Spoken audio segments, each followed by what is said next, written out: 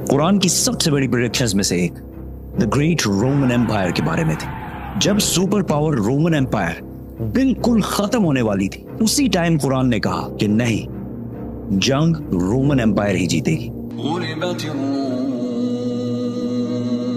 मक्का के एक गार में जिब्राइल अलैहिस्सलाम के मोहम्मद सल्लल्लाहु अलैहि वसल्लम को इकरा कहने के 8 साल पहले रोमन एम्पायर और पर्शियन एम्पायर, दो बड़ी सुपर पावर्स के दरमियान बहुत सख्त लड़ाई शुरू हो चुकी थी। ये ऐसे था कि आज अमेरिका और चाइना की फुल फ्लेज वॉर स्टार्ट हो जाए। इस जंग में पर्शियन एम्पायर ने रोमन एम्पायर को तबाह बर्बाद कर दिया था और पूरी दुनिया को ये लग रहा था कि रोमन एम्पायर, जो 1000 साल से दुनिया की सबसे बड़ी सुपर पावर थी, खत्म होने वाली है। और ये रोमन एम्पायर कोई छोटी चीज नहीं थी। आज तक पूरी दुनिया में उसी रोमन एम्पायर का बहुत बड़ा इन्फ्लुएंस है। ये वीडियो मैं बना रहा हूं जुलाई के महीने में।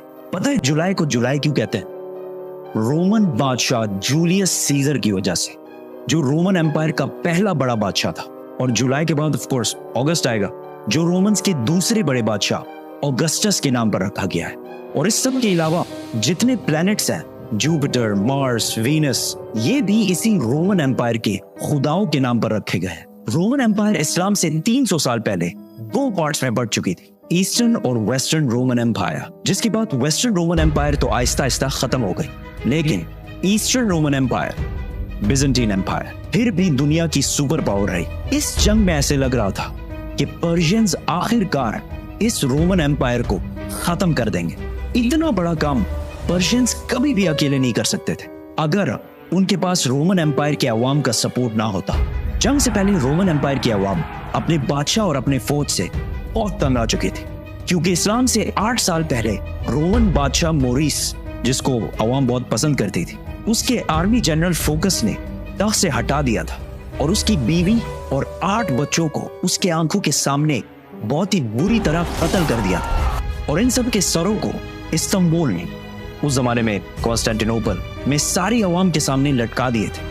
तो ये सब देखकर रोमन एम्पायर की अवाम ने इस नए बादशाह के खिलाफ हर तरफ बगावत शुरू कर दी। तो जैसे हर ताकतवर करता है, उसने इन प्रोटेस्टर्स को पूरी तरह क्रश किया और हजारों लोगों को जेलों में डाला और हजारों लोगों को कत्ल भी किया, ताकि अवाम में खौफ फैल जाए।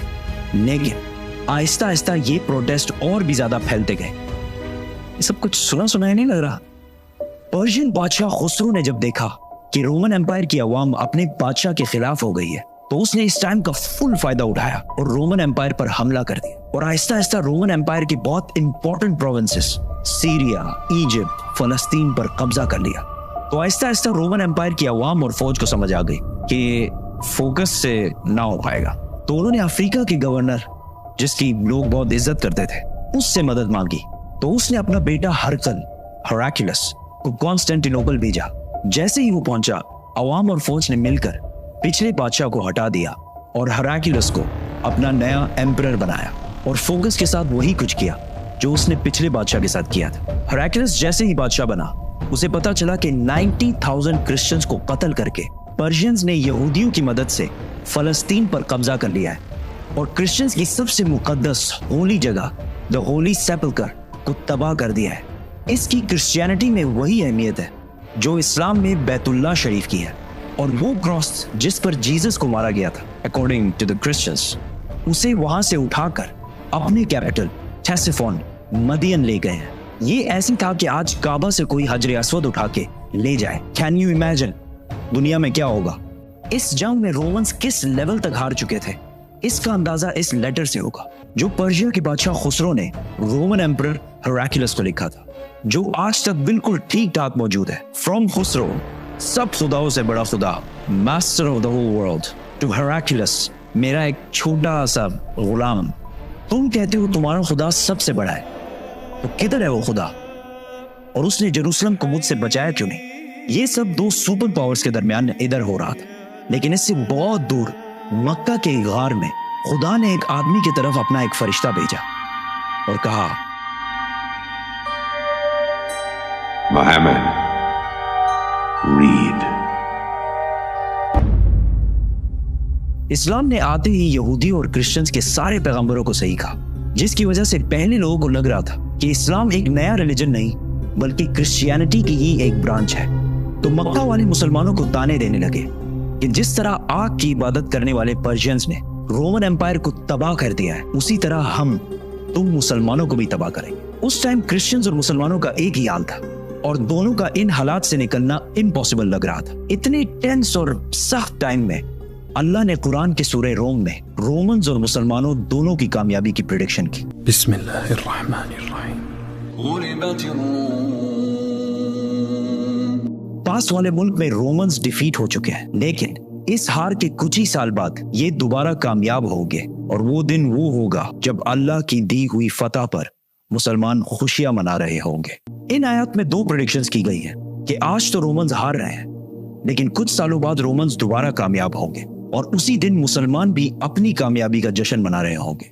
मक्का में सबने इन आयत का बहुत मजाक उड़ाया कि रोमन एम्पायर का बच जाना इम्पॉसिबल है, लेकिन हजरत अबू बकर रज़ियल्लाहु तआला अन्हु का इस्लाम के पहले दिनों में ही कुरान पर इतना यकीन था कि उन्होंने मक्का के एक काफिर से शर्त लगाई कि अगर रोमन्स 3 साल बाद कामयाब ना हुए तो मैं तुम्हें 10 ऊंट दूंगा, और अगर कामयाब हो गए तो उस टाइम तक इस्लाम में गैम्बलिंग और शर्त लगाना बैन नहीं हुआ था।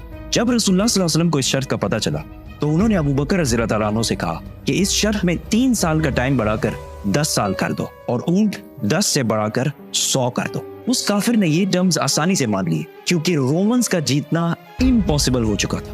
ब्रिटिश हिस्टोरियन एडवर्ड डिबोन, जिसने रोमन एम्पायर पर 6 वॉल्यूम्स की किताब लिखी है, उसने भी लिखा है कि कुरान की इस प्रोफेसी का 7-8 साल के बाद भी पूरा होने का कोई चांस नहीं लग रहा था, क्योंकि पर्शियंस बिल्कुल रोमन एम्पायर की कैपिटल कॉन्स्टेंटिनोपल के पास पहुंच चुके थे और इसे चारों तरफ से घेर लिया था। बट कॉन्स्टेंटिनोपल को फतह करना इम्पॉसिबल था और इस वाकये के 900 साल बाद तक भी कॉन्स्टेंटिनोपल को कोई फतह नहीं कर सकता। आखिर इसे ऑटोमन एम्पायर उस्मानिया सल्तनत के सिर्फ 21 ईयर ओल्ड सुल्तान महमद ने कश्तिया पहाड़ों पर चढ़ाकर इसे फतह किया था। And I can't wait to tell that story, so subscribe.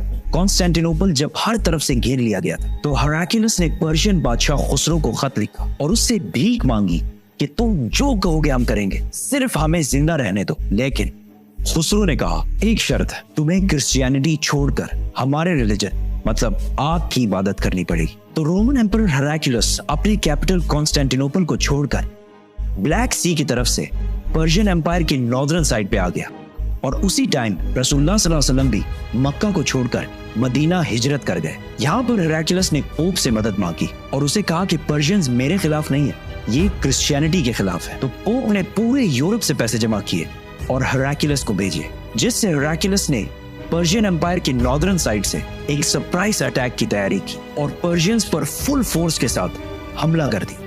क्योंकि पर्शियंस सारे इस्तांबुल फतह करने में बिजी थे तो उनके अपने किंगडम का डिफेंस बहुत कमजोर हो गया था। हेराक्लियस बहुत तेजी से आगे बढ़ता गया और एक के बाद एक सिटी फतह करता गया और आखिरकार वो उस सिटी पहुंचा जो पर्शियंस के लिए सबसे होली सिटी थी, जो पर्शियंस का मक्का था, जिसमें उनका सबसे बड़ा आग का टेम्पल भी था, जिसमें आग बहुत सालों से जल रही थी। तो हेराक्लियस ने अपना पूरा बदला लिया और उस सिटी को उसी तरह तबाह किया जिस तरह उन्होंने जेरूसलम को तबाह किया था। इस वाकये के बाद गेम कंप्लीटली चेंज होने लगी और ये कई सालों में रोमन्स की पहली बड़ी जीत थी और वो इसके बाद अपनी खोई हुई सल्तनत दोबारा हासिल करने लगे। और इसी टाइम सिर्फ 313 मुसलमानों ने मक्का के काफिरों को जंगे बदर में हरा दिया और अपनी पहली जंग जीतने का जश्न मनाने लगे और कुरान की प्रोफेसी पूरी हो गई। अबू बकर रज़ियल्लाहु तआला अन्हु ने जो शर्त लगाई थी वो जीत गए और मक्का के उस बंदे ने उसे 100 ऊंट दिए। लेकिन उस टाइम इस्लाम में गैम्बलिंग और शर्त लगाना हराम हो चुका था, तो रसूलुल्लाह सल्लल्लाहु अलैहि वसल्लम ने कहा कि ये 100 के 100 ऊंट गरीबों में बांट दो। हेराक्लियस आगे बढ़ता गया और आखिर पर्शिया के कैपिटल टेसिफोन मदियन को चारों तरफ से घेर लिया। पर्शियंस को जब कोई और उम्मीद नजर नहीं आई तो खुसरो के बेटे ने अपने बाप और अपने 18 भाइयों के सर काट दिए और रोमन एम्पायर के सामने सरेंडर कर दिया। और इस जंग में रोमन एम्पायर का जितना नुकसान हुआ था वो सारे पैसे वापस करने का वादा किया और अपनी सारी फौज को रोमन एम्पायर से वापस बुला लिया। मतलब पर्शियन एम्पायर बहुत ही बुरी तरह हार गई। रोमन एम्पायर ने उस क्रॉस को जो पर्शियंस जेरूसलम से बहुत गुरूर में लेकर गए थे वापस लाया और उसे उसी जगह पर रखा जहां वो पहले था। और इसी साल मुसलमानों और मक्का वालों के दरमियान सुलह हुदैबिया की हिस्टोरिक एग्रीमेंट हुई जिससे मुसलमानों की तकदीर हमेशा के लिए बदल गई और कुरान ने इसे एक बहुत बड़ी फतह कहा।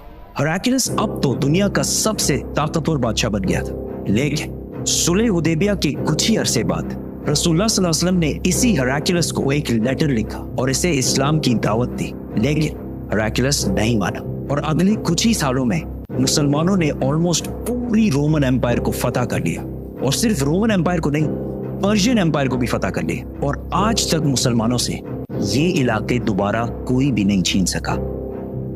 सब्सक्राइब।